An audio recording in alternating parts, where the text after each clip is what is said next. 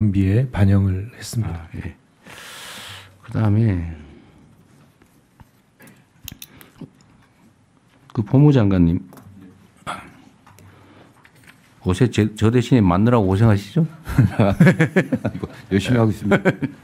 원래 그 백조가 우아한 태도를 취하는 그 근저에는 수면 밑에 그 엄청난 오리발이 작동하고 있다는 그걸 잘 모르죠. 수면은 아주 안정적이니까. 자주 말씀하셔서 잘 알고 있습니다. 네, 그 발 역할 잘해 주셔서 감사하고요. 그 지금 전에 우리 하던 것 중에 국가폭력범죄, 공소시효 배제, 소멸시효 배제. 네네. 그게 지금 전에 입법을 겨우 했다가 이제 거부권 행사로 지금 폐기됐잖아요. 네, 그렇습니다. 그저 재입법하고 하려고 지금 하고 있는데 혹시 진행 경과가 어떻게 되는지. 지금 법안은 하나 다시 제출된 걸로 알고 있는데 지금 법사위에 계류 중인 걸로 좀 법사위에서요. 상황을 제가 좀 다시 파악 좀 해봐야 될 것 같습니다. 네. 그것도 속도를 좀 내야 될 것 같아요. 예, 저희도 뭐 원칙적으로 국가폭력의 공소시효는 배제돼야 된다고 생각을 하고 있고요. 네. 적극 지원하도록 하겠습니다. 다만 민사소송에서는 국가 과거사 사건 관련해 갖고 국가배상 청구에 있어서는 국가의 소멸시효 주장 권리남용이다라고 하는 입장에서 저희들이 하고 있습니다. 그러니까 이게 이제 개인 책임의 문제도 있는데요. 네. 국가의 배상도 시효를 주장하는 거는 그건 부도덕하다라고 법원 판례도 나오긴 하지만 지금 중요한 거는 이제 특히 중대보다 고의. 예를 들면 고문을 해서 누굴 죽인다든지. 예, 그렇습니다. 네. 뭐 사건 조작을 해서 멀쩡한 사람을 감옥을 보낸다든지 또는 이 군사 쿠데타 이렇게 해가지고 이렇게 나라를 뒤집어 놓는다든지. 하여튼 이런 국민이 맡긴 국가 폭력, 국가 권력으로 개인의 인권을 침해하거나 하는 것들에 대해서는 하여튼 나치 전범 처리하듯이 영원히 살아있는 한 형사처벌하고 상속 재산이 있는 범위에서는 상속인들까지도 끝까지 책임지게. 네네. 이렇게 해야 사실은 좀 근본적으로 대책이 되지 않겠습니까? 예, 그렇습니다. 시간 지나면 다 덮이겠지. 그래야 뭐 재발을 그래야 재발을 막죠. 그래서 그거는 책임감 가지고 좀 해주시고요. 예, 그렇게 하겠습니다. 또 하나는 그 로비 입법이잖아요. 네네. 이게 지금 공무원들 공적 역할에 대해서 무슨 로비스트 고용해가지고 이렇게 로비하는 거. 이게 미국이나 이런 데는 딱 규제를 하는데 신고하게 하고 규제를 하는데 우리는 지금 그거 없이 마구 저지르고 있잖아요. 예, 그렇습니다. 그 통제해야 될 것 같은데. 네. 그 로비 입법도 좀 챙겨보시기 바랍니다. 예, 저희들한테 뭐 좀 확인해 봐갖고 입법을 좀 준비하도록 하겠습니다. 네. 등록한 로비스트만 활동하게 하고 거기에 대해서 저희 규제할 수 있는 제도를 만들어야 됩니다. 네. 로비를 하면 로비 신고하고 네네. 공무원한테 뭐 로비를 했다, 접촉했다 하면 신고하게 하고 안 하면 처벌하고. 예, 그렇습니다. 돈을 받고 하거나 이런 거는 변호사법 위반입니까, 그죠? 예, 그렇습니다. 그건 당연한데. 그리고 이게 어디 소관인지 잘 모르겠는데, 그 지금 정교 분리 원칙이라고 하는 게 정말로 중요한 원칙인데, 이 정교 분리 원칙을 어기고 예를 들면 종교 재단 자체가 조직적 체계적으로 정치 개입한 사례들이 있는데. 이게 일본에서는 종교재단 해산 명령을 했다고 하는 것 같더라고요. 근데 우리는 혹시 뭐 어디 부처에서 검토되는 거 있습니까? 그 어디 소관인지도 잘 모르겠고. 법제처에서 한번 검토하도록 하겠습니다. 아직까지는 검토된 바는 없는 것으로 알고 있습니다. 하여튼 이게 그 종교와 정치를 구분하는 거는 정말로 중요한 헌법적 결단이잖아요. 헌법이 있잖아요, 이게 지금. 정교 분리 원칙은. 근데 이게 헌법 위반 행위인데 이걸 방치하면 헌정 질서가 파괴될 뿐만 아니라 이게 종교 전쟁 비슷하게 될 수도 있어요. 그래서 이거는 매우 심각한 상황이라 하여튼 일본에서는 재단 법인 해산 명령을 했다는 것 같아요. 그것도 한번 검토해 보시고 법제처가 검토해 보시고 실행 프로그램도 그런 거 나오면 그건 법제처가 좀 주관을 해가지고 어느 부처가 담당하는 건지 뭔 일이 필요한지를 그럼 별도로 나중에 국무회의 보고를 한번 해주십시오. 그리고 제가 이번에 저기 순방을 다녀보니까 재외동포들에 대한 정책을 전면적으로 좀 개편해야 되겠다는 생각이 들었어요. 이거는 외교부 소관인가요? 네, 외교부고 실행은 재외동포청에서 하고 있습니다. 그래요? 재외동포청도 외교부 소속청이죠. 네. 그 제가 어떤 느낌이 들었냐면 이 재외동포들이 지금 우리 말로는 750만? 700만 그렇게 얘기하잖아요. 거의 유럽의 한 나라 규모인데 이분들이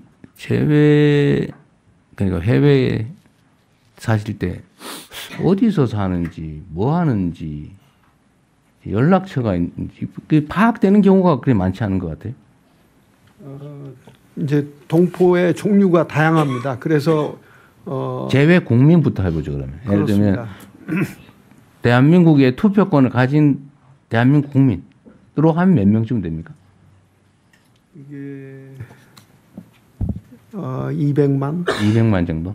200만도 채 안 될 가능성도 큽니다. 하여튼 그 예를 들면 그 200만이 채 안 되더라도 규모가 상당히 큰 거고 이분들은 어쨌든 대한민국의 국민 자격을 가지고 있는 분들이죠. 그러니까 우리의 국적을 가지다가 이탈한 사람, 아예 뭐 옛날에 해서 그들의 자녀 이까지 재외 국민이라고 하는 거예요. 그렇습니다. 그러니까 그거 빼고 그러면 예. 그 대한민국의 투표권을 가지고 있는 법적인 주권자로 치면 200만이 좀 안 되는 수준일 거다. 이것이 이제 가서 예를 들어 미국에 가서 하면은 총영사관에 신고를 하게 돼 있는데 신고를 안 하면은 파악이 어렵습니다. 하여튼 일단은 규모가 일단 200만 정도까지 될 수 있다는 것이고, 하여튼 200만이든 20만이든, 하여튼 이분들이 지금 말씀하시는 것처럼 뭐 본인들이 신고를 해야 되는데 안 한다. 뭐 그건 현실이고 제가 말씀드린 그게 아니고요. 이 재외동포 분들이 우리가 그 얘기하더라고요. 어디서 가끔 있는데 보면 뭐 비행기 타고 뭐 2,000km 날아가서 투표했다 그러고 뭐 이번에 보니까 2박 3일 걸려 투표했다는 사람도 있고 그러더라고요. 네. 그렇게 열심히 투표하겠다는데 세상에 투표소를 어디 확보를 해주든지 아니면 전자투표를 하게 하든지 우편 투표로도 하게 해줘야지 신고하러 1박 2일 갔다가 투표하러 1박 2일 갔다가 이게 뭔 짓이에요? 그 주권자들의 주권 행사를 보장을 못하고 있는 거잖아요. 그래서 이 문제도 좀 그렇고 어쨌든 재외동포들 중에 특히 재외국민이라고 표현하기 맞겠죠. 그러면 의미를 좀 줄여서 재외국민들에 대해서 공관들의 역할이 그냥 민원 들어주고 뭐 전달할 거 전달하고 이렇게 약간 수동적인 느낌이 좀 들어서 좀 재외기관 역할을 좀 대폭 확대해야 되겠다.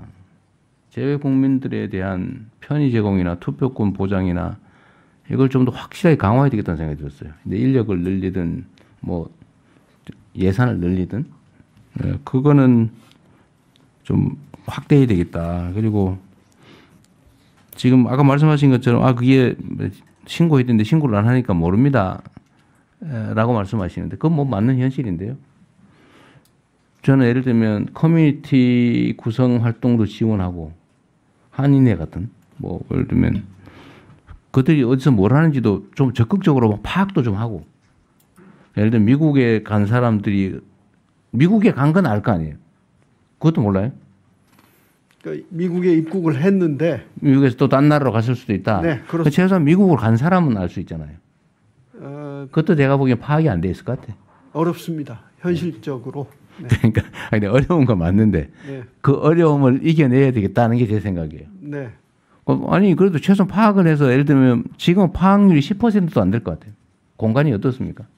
재외 국민들을 이 사람들의 현재 하고 어디서 뭘 하는지 연락처라도 해서 이번에는 무슨 투표가 있습니다. 이렇게 알려주고 이렇게 연락선이 닿는 사람이 재외 국민 중에 몇 %쯤 될 것 같아요. 제가 보면 10%도 안 될 것 같은데. 그보다는 좀 더 될 것 같습니다만은 예, 그러니까 한인 커뮤니티의 그러니까요. 중심점이 되는 뭐 교회라든지 이렇게 해서 그때그때 하고 있는데 이번 기회에 한번 그러니까요. 그 한 명 한 명을 귀히 여겨야 되는데 그냥 교회 뭐 교회 커뮤니티 무슨 뭐 인터넷 커뮤니티 한인회 뭐 이거 외에는 없잖아요. 네, 그 전에는 이제 학생들 그게 자녀 하여튼 간에 그 자녀들 얘기는 하여튼 거기서 나와서 거기 그 나라 국민이고 지금 제가 말하는 건 재외 국민 투표권을 가진 이 나라의 법적 주권자 네. 중에서 현지 공간이 그 나라에 간 재외 국민 중에서 현실적으로 연결되고 파악되고 있는 사람이 우리 동사무소에서 동네 주민 파악하듯이 다 파악하고 있잖아요. 거기는. 그게 비율이 얼마나 될까 하면 난 매우 낮을 거라고 보고 그걸 최대한 높여야 되겠다 그 말씀 드리는 거예요. 네, 그렇게 노력해 보겠습니다. 네. 예. 재외 동포 대책 아니 뭐 재외 국민, 재외 동포 중에서도 재외 국민에 대한 대책, 재외 동포에 대한 대책도 당연히 필요하죠. 그러나 그 중에서도 재외 국민들에 대한 대책은 지금과는 완전히 다르게 좀 접근했으면 좋겠다는 생각이 들었습니다. 그다음에